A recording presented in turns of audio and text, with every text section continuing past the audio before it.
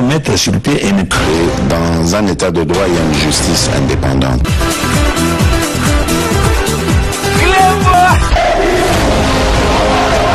Ce n'est pas pour rien qu'il faut des conseils.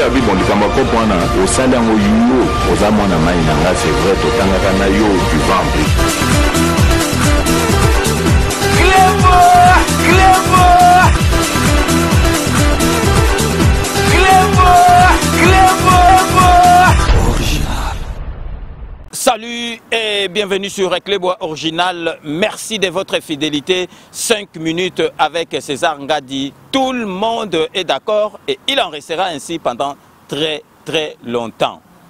5 minutes à l'élo avant to bandayango parce que boyebi ke la muka balingi kosala marche na bango basenga ki basala marche parce que tozali na démocratie. Président de la République na biso à côté ici, démocratie, namboka, liberté d'expression, donc on dit que ça la marche, au sengi autorisation na yo, ba PCO, au sengi demande, au sali demande, ba PCO autorisation, ce qui ba PCO autorisation, dès que tout le monde a na France, on dit ça la marche, ok, na préfecture, au sengi, ce qui ba PCO sali, ce qui peut ba PCO te, au lobate que Macron moutou aboyi, donc ils allient na niveau ya préfecture, mais to relax sabino que la muka et le quoi que ça là, ils allient le sous-souter. Parce que ceux qui sont bomaga, mais les faïlou, na musique tombé ba koufi. Mais au moni bango il faut comprendre bango il faut ba salara, ba aventure na bango bazo sala pour ba exister parce que ceux qui ba sali en côté ba ko exister du sous botalara la muka batutu batika bango mbe batika bango donc katumbi atika bango batika la les deux Charlotte Dupont batika la wana pour na salara ba aventure na bango mais toko développer yango na kati ya masolo avant marche tozo expliquer bino boule na bango et puis toko tala pe marche na bango ndenge oleka pour boyebi ke donc babaso ba gagnant 65% mais tout le monde a 65% ngo soki ba benga 65% ngo ba kita raté na kisasa to éviter ceux qui 65% ngo ya ndenge nini. Mais avant to banda émission na biso ya lelo na sujet na biso ya lelo tolingi to zongela kamwa muke kaka ya muke to kofongola parenthèse to kango pe noki concernant précédente émission na biso auto salaki à 5 minutes auto salaki boyebi Fabien biso to ba torti ninja penza kombo na penza ekenda penza bien donc ezo correspondre na muto na kombo ya Fabien bino moko bomoni tant to yebsaka bino ke Fabien wana biso to ba torti ninja azali wana po nako loba n'importe quoi omoni yetango a créer ma solo na yewana ayebaki te ke biso to zana ba missile musu na sima ayebaki te ke ngana yebi papa ya Nenette ayebaki te ke biso tozalaki na Nenette na papa na ye toliaki ensemble donc andimaki te ke ba masolo wane kobima moni batu mususu na ba commentaire bazo finga bazoloba na bango donc bazoloba na bango ka po baloba mais na kanisi par rapport ya émission na sali na ba preuve na bimisi na ndenge na beti histoire batutu ba comprendre que Torti Ninja azali aventurier azali donc ndoki munene azali mutu alingi kongote mutu alingaka Félix Antoine Tshisekedi te ben tolobi te ke batu nyoso tu bazala neti biso toza ba collabo ya Félix Antoine Tshisekedi mais okoki ko critiquer certes donc critiquement constructive critique au penza bozomona ke mutu azo critiquer ata biso toza na likamba koloba te to bien en tout cas mutu azoloba makamba solo mais koya kozala na haine moko boye na tribu moko boye na président de la République ezali vraiment pasina mawa na motema ndenge nazali koloba botala kaka ke président na biso Fachi Beton aye na pouvoir mbala moko au bout ya 2 ans a commis président ya Union africaine pour na Torti Ninja donc Fabien pour na ye Torti Ninja alobi ke président Fachi Beton a commis président ya Union africaine na marque ya chancelier Pamba o ezalaki tourna ye donc batu na ye pe bandimi parce que tanga tiaka elongi moko ndire mutu azoloba makamba solo donc kamwa donc catégorie ya batu moko asala neti musique moko bo bandima donc alobi ezali eloko ko sepela kuté ezalaki tour ya RDC mais na lingi sikoyo na expliquer bino pour comprendre que azali mutu bolanda kayete ceux qui ezali tour ya RDC. Pourquoi Afrique du Sud? Parce que tozali kuna na kasi ezalaka 55 pays na Union africaine wana. Bah pourquoi ceux qui ezalaka tour na tour? Pourquoi Afrique du Sud na 2020 président Thabo Mbeki azalaki africaine na 2002 et puis pourquoi en 2020 président Ramaphosa a commis le sous président il y a Union africaine donc 2002-2020 mais ce que c'est tout donc vraiment Afrique du Sud et Corée Colandisa au bout il y a 18 ans parce qu'il y a 55 pays. Mais ce que c'est tout na tout donc tout ça na tout réfléchir parce que bateau balanda ke ba réfléchir te soka lobi na bango ale ba salineti donc jale le moko ndenga lo bala bango soki amen ba lobi amen bon siko biso depuis 1967 Mobutu azalaki président ya Union africaine toye kozwa siko Fachi a commis donc na 2021 awa président ya Union africaine donc depuis ce temps là depuis 1967 ti siko donc tout na biso ko kwagite 18 ans à Kanambe à Salaki comme présent. Donc tout n'a pas besoin donc pour comprendre que donc Torti Ninja Fabien donc Azali Moutalu Kuta donc to qui parayete mais aye baraka sera bimi libanda s'il s'agit de zongi senakati to zongi senakati donc Torti Ninja ye baraka obo sanate et sikaka ngana zali soki kaka yoki ke ngana zawana ko yakudute mais so ngana yana kuti wana Fabien donc ye baraka na robote yo na beauté yo penza Fabien donc on penza ba percute donc ba percute à côté donc ba direct à côté petit na yurika lenga donc denga betara ba trois petit na za na force de frappe au sakanate donc petit parce que tout mona Torti Ninja azo comprendre makambote soko za likambo lo batene mission okoma koko ko espaçant vandaka calme donc ozo kende ko lo ba makamoko bo ezanga tina donc ozo mona on dirait président de la République azali moninga na donc yangwana nalingaki na betaka mwana fongola parenthèse na kangi yango donc bolandaka Torti Ninja te bosu bo comprendre que à ça péta le plomb donc yé alingaki na ebité ceux qui Fayulu azala président de la République Fayulu akomaka jamais président de la République donc bomoni ke akoma koloba ba n'importe quoi bomoni ke donc on a démontré de A à Z que masolo a betaki ezali lukuta donc eloko kaka nalingaki na beta c'était yangwana donc siko sujet na biso ya lelo o ya liboso sujet phare ezali ke boyebike donc lelo ensemble oyo batikalaka Fayulu na muzitu bazali ko sala marche na bango po na koloba non toza les 15 donc les 15 donc marche na bango ya la muka ezali non po na seni politisé po na bango seni donc balobi non po na seni politisé balobi non po na glissement balobi non po na la fraude électorale donc seni politisé glissement na fraude électorale donc biloko wana misatu bino mo monique ezali ko collecter mais donc bazo sala makamuka po basala donc vraiment soki sone bomaka Fayulu na muzitu mbele ba kufi mbala moko kutu marche ba osala te botala kaka 3 masolo o balobi wana seni politisé glissement fraude électorale donc toyebite ceux qui makamisa toana ezali ko correspondre vraiment na nini toyebite mais tozali ko kamwa makambo tout bazali ko loba soki vraiment biso tolingi vraiment to loba kaka ndambu oyo Félix Antoine Tshisekedi azali ko sala donc marche na bango ezali na tina morote botala kaka ke Félix Antoine Tshisekedi banda ye na pouvoir enseignement de base gratuit, liberté d'expression, achat de 4 bateaux, achat à 4 bateaux, bon monaki donc na ba bateau donc banda kala donc moyen ba bateau et sokolanzela te ba bateau de pêche ezalaki te achat de 4 bateaux. Achat, il y a 440 bus Transco au Penza, donc il y a un modèle au Penza, bien oui, il y a un modèle netto, Kanamba, Somba était 440 bus, donc au Fati à Sombi. Achat, il y a 7 avions. Construction, il y a 140 écoles. Construction, il y a 25 centres de santé. 25 centres de santé au Bandaï Kozala Koutouté, dans l'air à Kanambe. Côté de la recette, mbongo na banque ya Congo, donc mbongo est comme débordé, 4 milliards il y a recette na banque kuna ya Congo. Plus de 1 milliard il y a réserve ya mbongo donc zomona ke IGF musala zali ko sala donc mbongo est comme kota na caisse ya l'état. Réduction ya prix ya avion.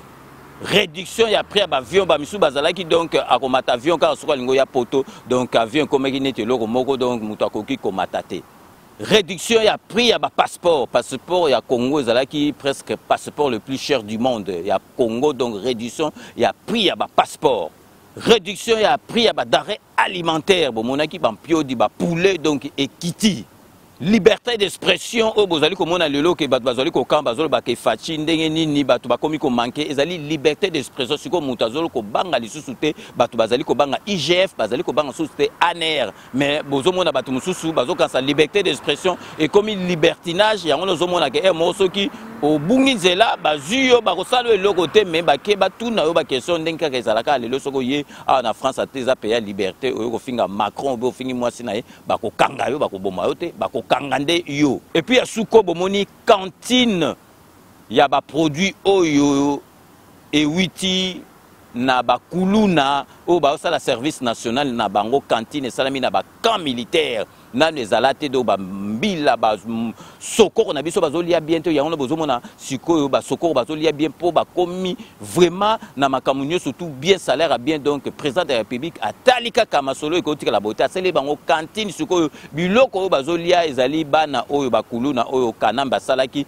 mais sikoyo Félix a récupéré bango ba komi utile na kati ya société ba komi ko nourrir ba congolais et puis siko toyo sabino donc tozali ko profiter pour toper ça vraiment mbote la confrère na biso donc Christian Bosembe na musala o azali ko sala makasi pour na ko éveiller conscience ya peuple congolais vraiment Christian Bosembe merci na nyoso to sala rapport na mboka na yo donc boyoka ndenge azo compléter makambo o nyoso tout Félix Antoine Tshisekedi a sali depuis azwa pouvoir donc restez connectés sur 5 minutes avec César Ngadi à tout de suite.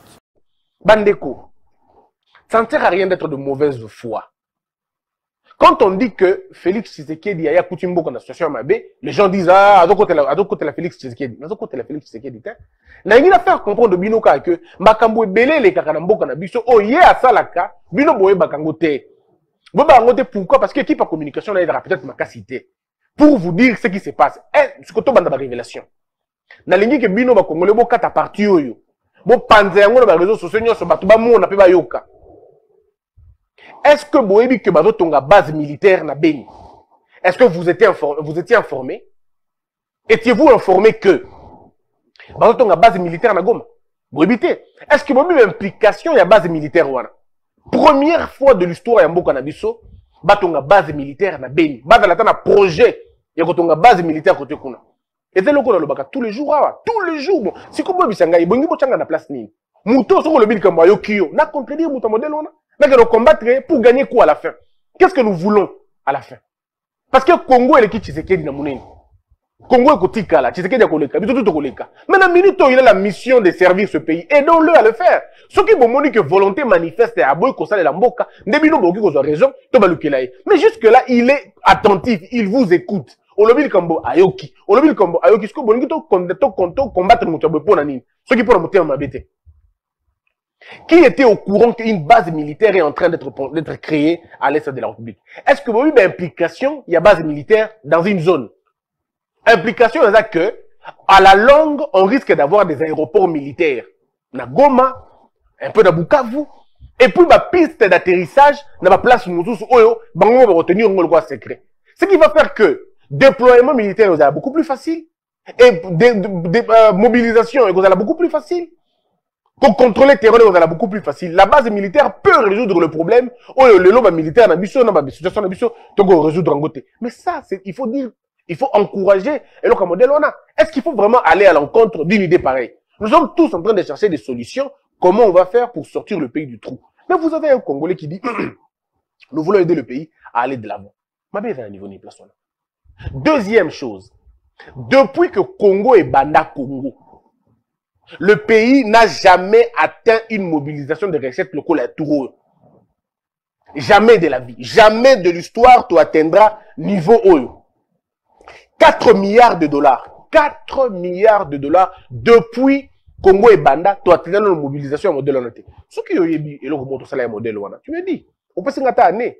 Que depuis Makambo et Bandi, de janvier, Tilelo, on a atteint 4 milliards de dollars. Sans coup d'effet, sans prêt, sans eloko. Ressources propres, binomoko, mobilisation de recettes, binomoko. Et ça, grâce à Banani, Tolinga, Toli, a tapé Tolingi, Batuangote. c'est le Premier ministre, chimiste, hein, avant économiste. Là où les économistes, les macros ont échoué, mais un chimiste vient et résout cette problématique-là.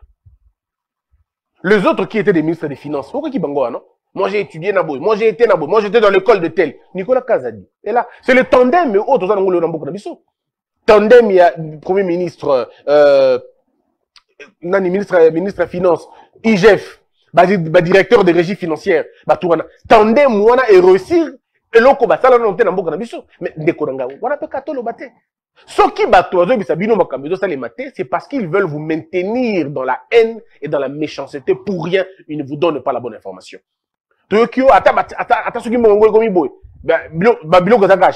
Oh, mais on est d'accord alors. On est d'accord que Bilok est cher. Mais ils ont mataté pourquoi? Oui, mais alors, ils ont mataté pourquoi? Parce qu'il y a un affront. Ici, il y a une. D'attendre que Bitou Mezali, entre opérateurs, importateurs, n'a Congolais, n'a gouvernement.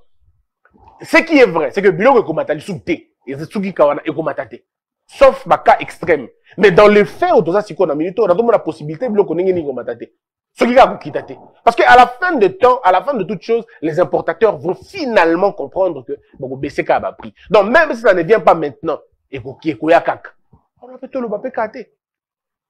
Le lot na solde des caisses, na banque centrale, solde des caisses, 700 millions de dollars. Ça veut dire quoi exactement? Ça veut dire, hein, tangu ba sali ba calcul na bango nyos, ba bimisi mbongo 4 milliards de dollars. Bah, dépense nyonso et bimisi biloko moi 3 milliards de dollars. Dépense 3 milliards de dollars. Excédent etikali na banque environ parce que là il y a 3 milliards 200. Etikali na banque, ça dit mbongo etikali na maboko na ba congolais na banque na biso 700 millions de dollars. 700 millions. Depuis que le Congo est Congo, bah tikala okuta un excédent un modèle orienté. 700 millions de francs congolais mes frères. 700 millions de dollars. Mais c'est Soufachi. Est-ce qu'il dit ces choses-là? Est-ce que dire ça, c'est être quelqu'un qui protège les chefs? Je vous donne des informations quota na internet c'est quoi vos histoires qui racontent ah BBC Mbongo, BBC 2 millions à dépenser Mbongo Belebo. Ici je vous parle de 700 millions qui sont restés dans le trésor. Vous n'avez peut-être pas bien entendu. 700 millions de dollars dans le trésor. Mes frères, quand vous avez 700 millions dans votre caisse nabino, à partir de quel moment que nous avons 500 000 dollars na FMI, vous avez 2 millions na FMI, vous n'allez plus y avoir ça na FMI. Ce qui veut dire que cette année, ce qui m'a cambozo qui est bien, cette année, il est possible que le budget est à des 7 milliards. Année au Canada qui est souka. Ce qui est dans logique, jusqu'à l'année, on peut avoir un budget de 7 milliards. Ça veut dire que Félix Tshisekedi se met dans une optique, il y a qu'à offrir 2023 au moins budget à 10 milliards. Et si vous lui donnez la possibilité de faire un deuxième mandat, il pourra vous amener un budget, par exemple, à 20 milliards. Parce qu'au moins, on va dire que dans les faits, tout le monde y a déjà. Ce qui fait que, si nous regardons bien, ce qui est le gouvernement au Samalukonde, IGF, Bosangisi économie, finance et tout, ce qui est à moi 3 mois qui vont réaliser 2 milliards de dollars. On va dire un peu comme ça. Alors, dites-moi, dans 10 ans, qu'est-ce qui peut arriver? Dans 5 ans, qu'est-ce qui peut arriver? Donc, il est possible que le Congo rayonne. Ce n'est pas un rêve. C'est juste une question de volonté. Un peu de volonté seulement. Les gens ont dit que, voilà, chef de l'État aussi mbaté. Mais toute cette ouverture que vous avez aujourd'hui, isolement, vous allez vous compter bino. On commence même à vous compter à l'extérieur. Avant, ne vous comptez pas. Avant, vous échouez des échecs, des échecs diplomatiques, des échecs en échec. Aujourd'hui, vous avez une certaine ouverture. Beaucoup moins n'a avantage à Makambo, c'est que dans 5 ans, 6 ans, ton passeport congolais, on va le regarder autrement. Au moment où tu as un passeport congolais, Taliabi, oh du Congo, maintenant cette fois-ci, messieurs, vous venez du Congo vraiment? Et quand la question, il y a modèle Luana. Tout est question de volonté, en fait. On a trouvé le pays dans un trou, on est en train de faire des gros efforts pour le ramener, ne serait-ce qu'à la surface. Mais pendant le temps, on a un la surface, mais le boulot, on a tout, elle a quitté. Si le boulot est mesuré 2 mètres, ce boulot aujourd'hui n'a plus que quelques centimètres, ou n'a plus que quelques mètres de plus. Mais ceux qui vont pousser quelques temps après, le Liboulou va non seulement qu'on Zipama, mais place au Liboulou les Zalaki et qu'on Matani Soussou. Mais c'est une question de volonté, il faudrait qu'elle dise dire ça aux gens. Mozan a réserve d'échange 2 milliards 500 millions de dollars. 2 milliards 500 millions de dollars. Dites-moi dans quel pays, pardon, dans quelle période de notre pays on a connu ça. On a fait le bâté. Ceux qui moi je vous donne des chiffres. Les chiffres ne mentent pas, mes frères. La littérature, oui, les mots peuvent mentir. Les phrases peuvent mentir, mais les chiffres ne mentent pas. Je vous donne des chiffres vrais. Kende Rotkut à la Banque centrale, dans l'historique à la Banque centrale, on retrouve ma fait. Oh, on a vu Bissayo. Et qu'est-ce qui est dit maintenant pour les chefs de l'État? Qu'est-ce que le président de la République a dit dans tandem économique quoi? Botikali Nambo combien? 700 millions de dollars. Commençons maintenant par financer le projet de développement. Maintenant, c'est que je suis content. Place c'est Pelsanga Maka ces années. Et là, le président de la République, c'est ça avoir un président qui vous écoute. C'est ça l'avantage. On n'a pas besoin d'un président, non, un président qui vous écoute. C'est celui-là. Ça veut dire quoi? Déjà. Dans le que le développement de ce pays est qu'on n'a jamais libanda. Développement Moka O et Kinshasa. Le développement de ce pays est endogène. Il va commencer d'abord dans les villages, dans les territoires. C'est ce qu'on a toujours dit. Maintenant, voilà la proposition du président de la République. Le président de la République dit ceci. Nous avons 145 territoires sur l'étendue du territoire de la RDC. Du moins, les 145 territoires connus. On a ça. Le chef de l'État dit, nous allons donner 1 million de dollars, on va dire affectés, 1 million de dollars par territoire. Vous n'avez pas bien entendu. 1 million de dollars par territoire. Oh, Balobi t'es gouverneur. Balobi t'es chef-lieu. Balobi t'es grande agglomération. Balobi territoire. Donc, territoire na bino. Ou ya bino wana. Donc, on peut ça 1 million de dollars. Na territoire moko. Pour ça, anime. Pour atonga quelques écoles. Atonga quelques routes, des centres agricoles. Atonga quelques hôpitaux. Atonga quelques centres de santé. Et va financer ma projet, dans ma programme de développement kuna. Ce qui veut dire tout simplement ceci. C'est pas qu'on va donner au chef du territoire. Chef du territoire 1 million de dollars yango. Non. Avec l'IGF, c'est pas possible. On ne vous donne pas l'argent en main. On coordonne le projet dans ton territoire. Ce n'est pas l'argent qu'on va donner au chef de territoire. Bon, ça non. Ça serait encore avec l'IGF. Vous avez quelle priorité à? Oh, oui, c'est tout ça la priorité à beau, Ces études vont être menées et on va le faire. Et la conséquence, c'est laquelle? C'est l'exode urbain. C'est ça la conséquence. Lorsque les territoires seront garnis, les Kinois vont quitter Kinshasa, les Mbandakais vont quitter Mbandaka, les Louchoua vont quitter Lubumbashi. On va tous suivre les territoires là-bas parce qu'on va aller chercher de l'emploi là-bas. Et on aura besoin de la main-d'œuvre dans ce côté-là. Kinshasa, on va donner embouteillage et insécurité. Au Bombay, on est aussi là sans ordonnance présidentielle à mon côté. Arrêtez à mon côté. Décision de police à mon côté. Vous créez de l'emploi dans le territoire Wana. Je parle de 55 territoires. Alors, faisons des calculs simples. Si dans un territoire, le besoin en termes de main-d'œuvre, si on fait des calculs simples, 3000 personnes, vous allez employer dans les travaux ruraux, travaux ruraux et tout. Et d'ailleurs, non, 3000 là parce que je vois des emplois directs, mais je ne vois pas des emplois champêtres, emplois à chasse, emplois à mon côté. Donc, quelqu'un a emploi à restructuration, et ainsi de suite. Si ça peut nous prendre 3000 personnes, ça veut dire 3000 multiplié par 145 territoires, on aura environ 435 000 personnes qui auront eu de l'emploi par une période. Alors, le pays, Yambo Kanabiso et Bimisaka, plus de 50 000 diplômés. Bon, on va dire environ. On parle de 37, 34, prenons 50. Au bas mot, prenons 50 000. Donc, ceux qui ont eu 50 000, on a tout divisé en gros par 4 350 sur une longue période. Par exemple, il y a 2 mandats. Ça veut dire que Félix Tshisekedi n'a fait un mandat naïe 2028, s'il fait un deuxième mandat, que je le souhaite d'ailleurs, il va laisser le Congo avec un taux de chômage de 14%. Je rappelle qu'il a trouvé le pays avec un taux de chômage de 96%. Ça, il faut reconnaître. Hein. Donc, quand l'ancien pouvoir part, l'ancien pouvoir laisse le taux de chômage à 96%. Bon, ils ont dit que c'était faux, ils ont laissé à 90%, autour de 90%. Mais si les choses se font exactement comme ça. C'est-à-dire, ceux qui vont cambré ça, les mindengue, et donc, nous pouvons nous retrouver avec un taux de chômage de 14% en 2028. Je répète, c'est lorsque je suis en train de parler que n'a pas emploi et outil pardon, bateau outil na classe. Mais je ne vous parle pas des champêtres, je ne vous parle pas de zamba, pêche, élevage, na lobby kutukunate. Na lobby industrie moussoute. Parce que si nous mettons en place usine, nous mettons en place industrie à minene, alors là on n'est plus dans les 14%, on peut baisser dans 12%, 13%. En réalité, on peut si on veut. Je le dis avec beaucoup d'enthousiasme parce que les informations, voilà pourquoi ça vous complique parfois. Oui, tant que vous avez cuisine pour lamba, vous allez toujours dans nzala. Mais tant que vous avez parce que nzala ya zomi et si le bilo ya mokolomoko. C'est pourquoi je dis aux gens de rester posés, de ne pas enfoncer le pays dans le trou. Parce que les chiffres, on a PCBino, c'est des chiffres que vous allez trouver à la banque centrale. Tuna Bango Babisayo, depuis quelle époque, si vous avez la solde de caisse, il y a 700 millions de dollars.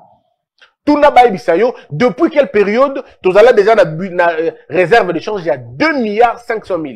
Babisayo, depuis quelle période, mobilisation de recettes, et c'est comment on a 400 milliards de dollars. Moi, Tembeza, le côté de la banque centrale, au talipé. Boutika moté, mon abbé. La méchanceté n'est pas une bonne chose. L'entreprise Kodiasimo présente la cité Kimia. Vous êtes congolais de la diaspora ou fils du pays? Venez découvrir et investir au sein de la nouvelle cité Kimia.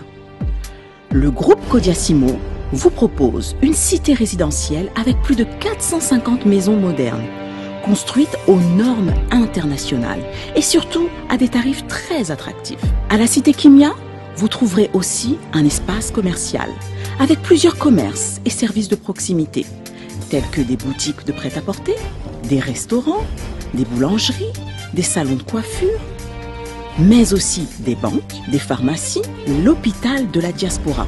Investir à la cité Kimia, c'est contribuer au développement économique en République démocratique du Congo. Mais c'est surtout croire en un Congo nouveau. La cité Kimia est située dans la commune de Maluku, à seulement 25 minutes de l'aéroport de Njili, 10 minutes de Safari Beach et 15 minutes de Kinkole. Alors ne tardez plus, venez et construisons cette nouvelle cité. La cité Kimia, un havre de paix à Maluku, le nouvel Eldorado du Congo. Kodiasimo, la meilleure adresse pour construire la vôtre. Bonjour, alors nous sommes ici sous la concession Kodiasimo, où sera érigée la cité Kimia. La cité Kimia avec différents lots. Donc les lots A, comme nous l'avions annoncé, les travaux vont débuter au mois de décembre. Donc c'est très bientôt. Nous sommes là avec des experts, nous sommes là avec nos architectes, nous sommes là avec les géologues, nous sommes là avec tous les experts dont on a besoin pour pouvoir viabiliser les terrains. Les travaux sont là, la concession est là, nous avons une belle concession de 34 hectares sur lesquels nous avons érigé ces travaux. Donc nous vous remercions de la confiance que vous nous avez témoignée jusqu'ici, pour ceux qui ont réservé leur lot, pour ceux qui nous ont appelés des par le monde, États-Unis, la Suède, on n'oublie pas, le Japon également, la Belgique et la France. Là maintenant nous sommes à Kinshasa, nous allons débuter la commercialisation à Kinshasa. Nous vous avions réservé les meilleurs lots, nous avons réservé la première partie de commercialisation d'abord à vous qui êtes à la diaspora. Et maintenant nous allons lancer la phase de commercialisation à nos frères qui sont ici à Kinshasa. Il ne reste plus beaucoup de lots pour la diaspora, donc il nous reste quelques lots et ensuite ça sera ici à Kinshasa. Merci de votre confiance, nous allons travailler pour vous, pour que nous puissions mériter votre confiance. Donc le programme Kimia est bel et bien là, les travaux vont bientôt débuter et voilà la concession. Je vous remercie beaucoup. Banaki, après le lancement de Kodiasimo na Poto, nous avons na Kinshasa pour la réalisation. Balo Eza, et Bellaton réservé. Kodiasimo, c'est mignon. Kodiasimo, c'est la qualité. Kodiasimo, c'est la meilleure adresse pour construire la vôtre. Kodiasimo, la meilleure adresse pour construire la vôtre.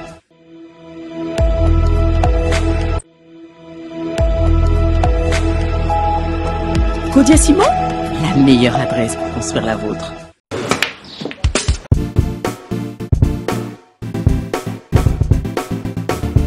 Noël n'a commis. Oh, vous commis déjà? N'a commis déjà. Vous en avez vos frères? Ah ouais, c'est bon. Ah, n'a pas soyé. Boyana Bali Center, 7e rue. Ah bon? Monsieur. Bon frère, ce comme on a limité, hein, autour de l'avenue. Avenue Tropique. Voilà, avenue Tropique. Tout ça, on a tous les billard quoi. Limité 7e rue résidentielle. Hein? Ok. Ok, bof. Tout le monde a bof.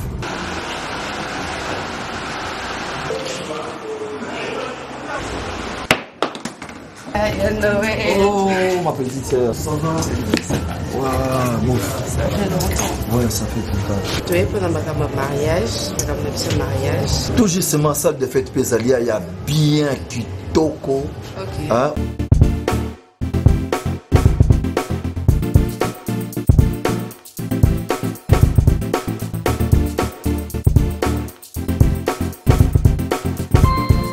Ballis Center, un cadre magnifique pour vos diverses manifestations et vos rendez-vous d'affaires. Un restaurant avec menu diversifié à votre convenance. Cuisine africaine, cuisine européenne, cuisine américaine et continentale. Un salle de banquet de luxe avec plus de 400 places assises pour un mariage de rêve. Collation, anniversaire, conférences, réunions de services et diverses manifestations. Ballis Center, nous disposons de studios médium standard et des luxes à votre portée. Deux appartements de 1 et 2 chambres avec salon, cuisine et salle de bain. Et des 3 chambres, salle à manger plus 2 salles de bain. Ballis Center avec terrasse intérieure et extérieure, VIP, rien que pour vous. Nous sommes sur 7e rue, place commerciale, sur l'avenue du Tropique, numéro 83, référence clinique Bondéco dans la commune de Limete. Pour plus de contacts et réservations, plus 243 81 799 82 47 82 34 121 62. Vous pouvez aussi nous visiter sur www.balliscenter.com. Flat Hotel Ballis Center, l'excellence dans la simplicité.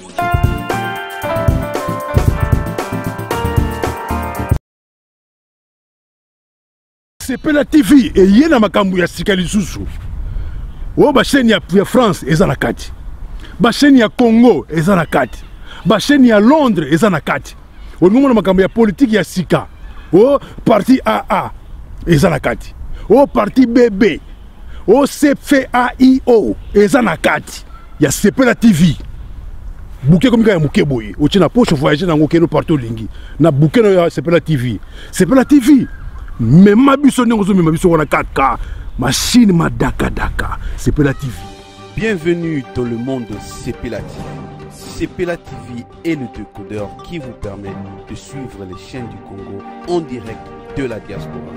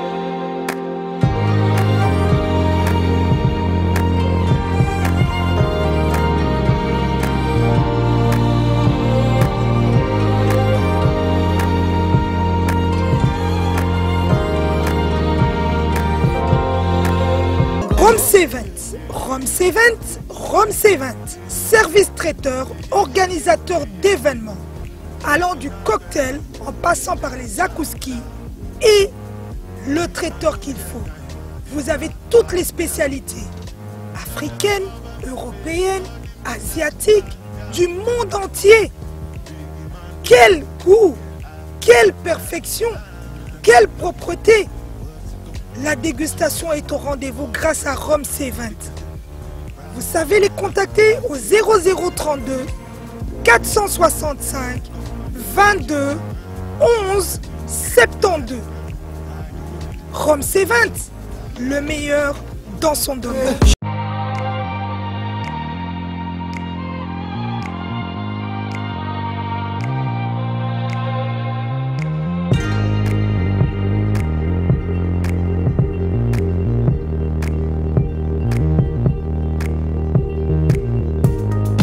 Bino Botoyoka, donc vraiment so totali bien si ko marche oyo ya la muka musala nangonine glissement donc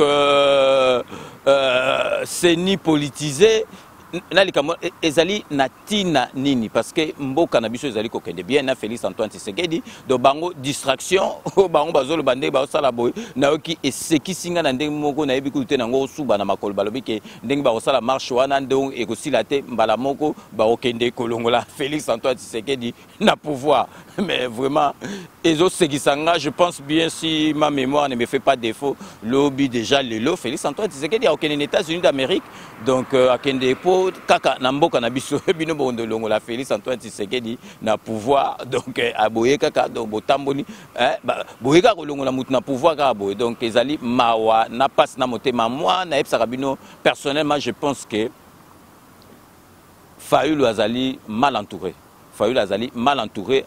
azali mutu moko azozwa ba conseil à bien te parce que ceux qui vraiment azali ki entourage à malamu donc vraiment agora osala ba makambo asala raté parce que ezali makambo bozali komituna soki ezali nini ezali koleka na mutu netalaka ke ozolo ba seni politisé ozali donc contre glissement ozali contre fraude électorale donc makambo wana donc ezali kutu na tina moko te oya kolobelango na mboka oyo ya Félix Antoine Tshisekedi siko tozali ko lakisa bino boyebi ke ba pilote oya liboso oyo ya mboka na biso ba mema penza donc DC10 ba memi yango tina Chine ba memi Mobutu tina Chine tango ekiti ba chinois bazali ko kamo wana Chine ezaneti zamba donc tozali na papa na biso Simon Diasolwa oyo boyebi ke vraiment a mema ki DC10 oyo penza bazali ke donc tango bango bazo mema ba avion ba mindele bazo kamwa ndenge nini mutu mwindu azali comme même avion donc tous qui privilège monene avec des passages à Paris parce que azali donc abimisa livre bandaka les ali côté kamakasi donc tous ali sous ko rappeler bino que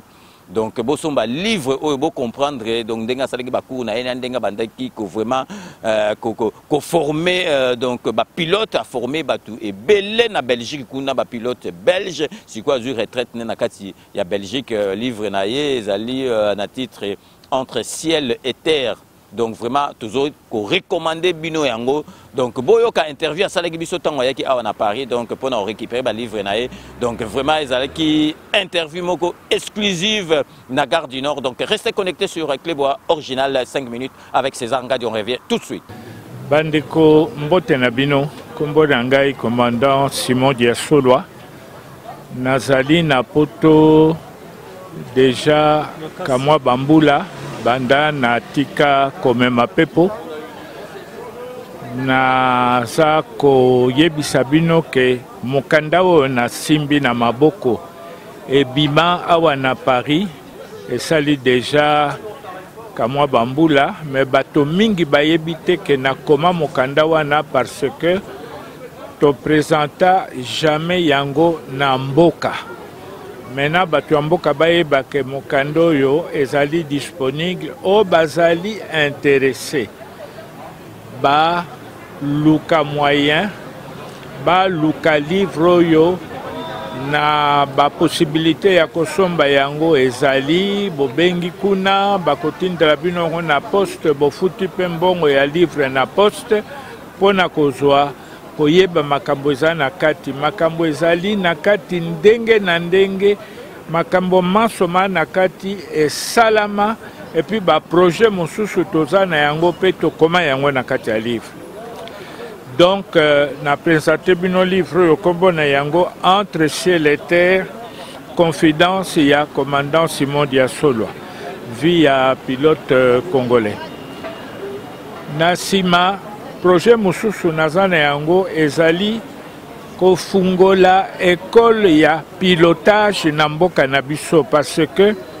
mbala ya nsima mboka na biso eforma bapilote esi eleki déjà 20 ans mboka eforma lisusu pilote moko te soko tobandi lelo d'ici 3 ans tokozwa bapilote ya sika bakozala bajeune bakozala encadré na bamikolo mpona kopermettre bango 2 ans plus tard kozwa baresponsabilité ya bakulutu na bango mokolo tokozonga na mboka tokoyebisa mikonzi baprojet toya na yango mpona création ya école de pilotage baavion ezalaka talo formation ezalaka coûteux parce que carburant, assurance et tout ça, tokuluka ba jeunes congolais oyo basala ba études scientifiques pour na kokota na ba ekolo tokofungola lobby bo panza sango oyo pour na ke ba autorité ba yeba ke to bosana ba jeune te projet ezali pour na avenir na bango. Merci mingi nzambe asalisa biso banso asalisa pe mboka. Au revoir.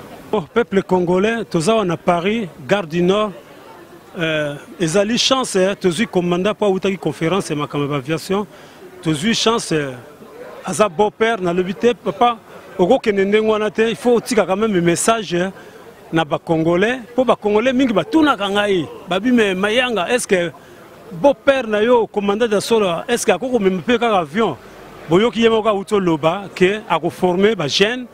N'est-ce formé pe awa na poto a formé ba jeune parce que a soit qui déjà retraité pe na poto awa mais awa pe a formé ba jeune ebele livre yango yo ngai mutu na sala ka management nango awa na France et bima na l'armatan soki o azana besoin ya livre a yebi ngai a bengi ngai a kozwa livre donc ba projet eza ebele po na mboka parce que net ngai na banga avion Bargaza beau-père n'a pas banga avion mais il y a un sir na e pour mingi ba yebsa nga bi mais ce qui beau-père là même en tout cas to rola na to bi to koma na to kena point A to koma na point B mais sikoyo ba jeune ba yes sikoyo vraiment to somona mingi ba ukrainien belé na ba accident mingi samaki na mboka na yebsa bango no banga te papa Simon ce qui m'a quand changer à ken mboka ba former ba pilote mais net ngai ngaza mtu to ngara banzela na koko longwa na Kisasa batininga mission na Lubumbashi ou na Mbushi Mai ou na Kisangani pour partout banzeleza ko beba ezo senga qu'il faut intervention mais sikoyo ba avion wana pona za sir ngo vraiment il faut moi changement ezala so changement ezali wana na komata so changement ezate vraiment na kobanga komata ba avion wana donc livre yango yo akamu mingi ya kolobeza te commandant sa lobby na kata livre bokomona conversation à Yena Roi Baudouin, conversation à Yena na Mohamed Ali. Moko kutu na uto tanga siko Mohamed a tout na yabi me commandant. Est-ce que aux appena na formation makasi na orage so ki orage beti est-ce que vraiment au kokapena ko piloter kaka. Bon, après ça y ba réponse bo tanga livre de roloba mingi te nyonso eza na livre mususu to bombi. Et c'est dans ce qui wana mayanga. Bilomo Boeto Landa, donc Batu Oyo, donc yé, donc commandant Diasso Loa, Aza vivant, na ilunga, moussous pe Aza vivant, donc Batu Aboyo, Moni Félix Antoine Tshisekedi, yé moka, yé biba makamboyo, akoye kotika bangote, yangwana commandant Diasso la, akokende prochaine mana Kisasa, donc akoya pour former ba pilote na biso, parce que ça fait longtemps depuis ce qui y a plus de 20 ans, sikoyo, ba formera sous ba pilote na biso.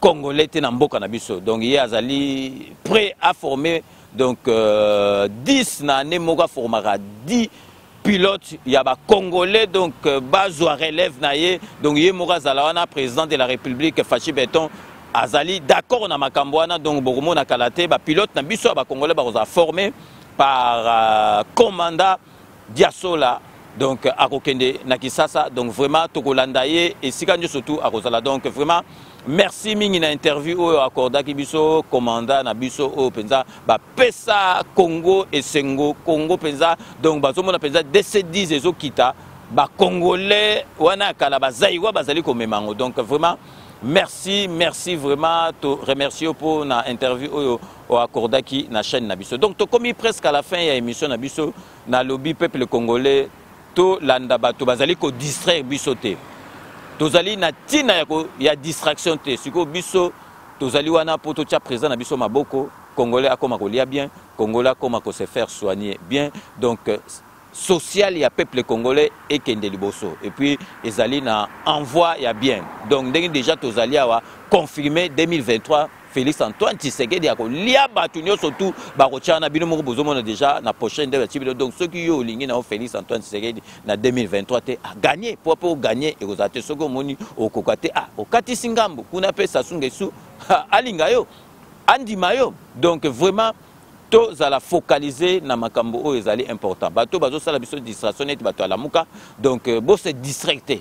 Parce que mboka na biso ezali ko kende ezali vena na voix moko oyo ya malamu au peuple congolais azali ko zela. Donc mutu mususu akoyo mema biso na nzela wana te ezali kaka mutu moko ezali Félix Antoine Tshisekedi Tshilombo président na biso oyo peza azali na volonté ko bongisa mboka et puis en tout cas le beau zalaka ndoki ou bio zala motema mabe donc mututu azali ko mona peza ke mboka na biso ezali ko kene na nzela ya malamu donc to komi na suka ya émission na biso ndenge na loba ya rabino kaka je vous laisse le soin d'en tirer vos conclusions et de me faire parvenir vos commentaires comme d'ailleurs vous en avez l'habitude donc son koto komika na suka boyebika base jamais to koyi kotika yango base yango ndem te sala vraiment que émission na biso 5 minutes ezala donc to banda toujours na Angleterre pour na repesa donc l'honorable Jean Moutala, merci Nanyo Sotou au Salara pour 5 minutes avec César Ngadi et puis tout au Salara Nakati il y a groupe les amis de César Ngadi donc ce qui London Tokyo Sikoyo Nakati Espagne pour na repesa Beloti Mavungu vrai chéri Beloti Mavungu merci Nanyo Sotou au Salara pour 5 minutes avec César Ngadi to zongi sous Nakati à Londres pour na repesa Maria la beauté naturelle Maria merci Nanyo Soto ça la rapport na 5 minutes avec César Ngadi tokeyi siko na kati ya Lola na kati ya Bruxelles pour na reposa Putu de Yalola merci Nanyo Soto ça la rapport na 5 minutes avec César Ngadi tokeyi siko na kati États-Unis d'Amérique pour na reposa Bonifacio le grand matadien merci Nanyo Soto ça la rapport na 5 minutes avec César Ngadi. Tozongi awa na kati ya Paris siko pona repesa Fifi Filofaria l'homme à la Mercedes très propre Fifi Filofaria merci na nyoso tout au sala rapport na 5 minutes avec César Ngadi tozongi lisusu na kati ya London po na kopesa mbote na Chaco le commando merci na nyoso tout au sala rapport na 5 minutes avec César Ngadi tokeyi sikoyo na kati ya France tozongi su na kati ya France pona repesa Jean-Jacques Kanda merci Nanyo Sotou au Salarapo na 5 minutes avec César Ngadi. Toko bosana te kuna na kati ya Londres José Kano Akikakamene maître Wera Mukuna maître Raja Moule. Tokei na France na kati ya Chatou pour na repesa Jean-Marie Essenga zali molandi monene ya 5 minutes avec César Ngadi. Merci na fidélité no toko sugisa awa na kati ya Saint-Denis pour na kopesa mbote na Fali Lukisa donc merci na nyoso tout au sala rapport na 5 minutes avec César Ngadi donc toko sugisa vraiment kaka na kati ya Saint-Denis pour na repesa Blaise Zebele merci na nyoso tout au sala rapport na 5 minutes avec César Ngadi donc c'est ainsi que s'achève ce 5 minutes avec César Ngadi. Cette émission a été réalisée par Willy Kunda. Nous allons nous retrouver avec grand plaisir dans 24 heures pour un nouveau numéro. D'ici là, portez-vous bien et à très bientôt. N'oubliez pas, tout le monde est d'accord et il en restera ainsi pendant très longtemps. Bobo Sanate, Kanambe, Arozwa, Masolo, Nambuchu, Penadikos.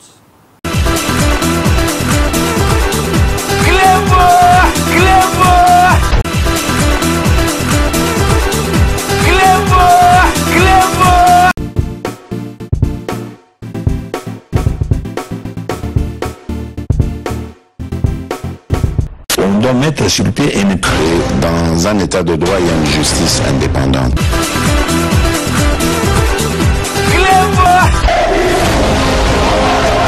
Ce n'est pas pour rien qu'il faut déconstruire. Oui, bon, les Kambako, au salaire, aux amants, c'est vrai, au Tangakana, du ventre.